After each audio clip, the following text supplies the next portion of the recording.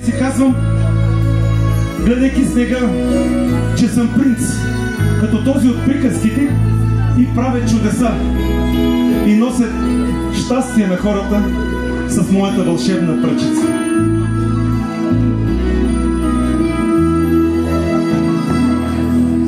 Колко ли надежди и мечти вятърът отнася лист по лист, вятърът отново свири вън и ме връща в коледния сън. Този сън се помни цял живот, както помни първата любов. Той ще ме стопля, може би, в най-мразовити зимни дни. Спомням си, когато бях дете, коледна звезда в едно небе. Спомням си елхата у дома, тихо блестеше в смятата вечер. Спомням си мечтите в този час, как мечтаех принц да бъда аз. И във всяко село или град раздавам надежда на целия свят.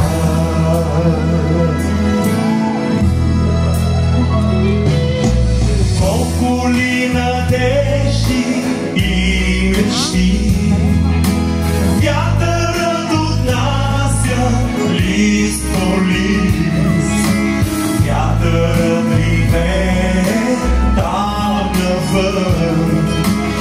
Аз си имам сън, коледен сън.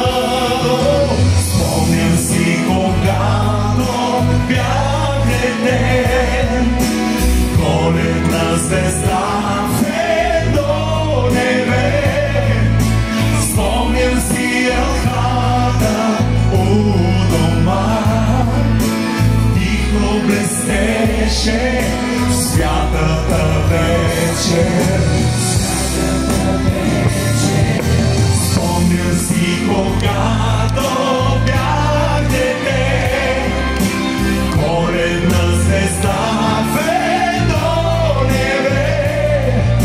Спомням си елхата у дома, тихо блестеше в святата вечер.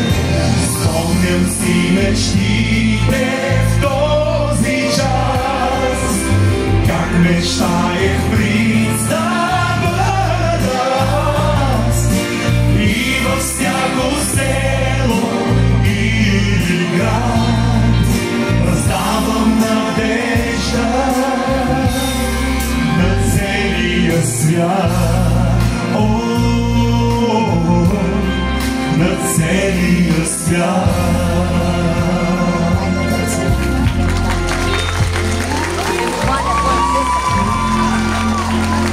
Не мога да повярвам. Благодаря. Благодаря. Можеше и майката да дойде. Нямаше да се разсърдя. Благодаря. И смака не става, но можеше и църква. Благодаря много. Нямаше да се разсърдя и майка ви да дойде. Нали? Говоря, вашата майка също.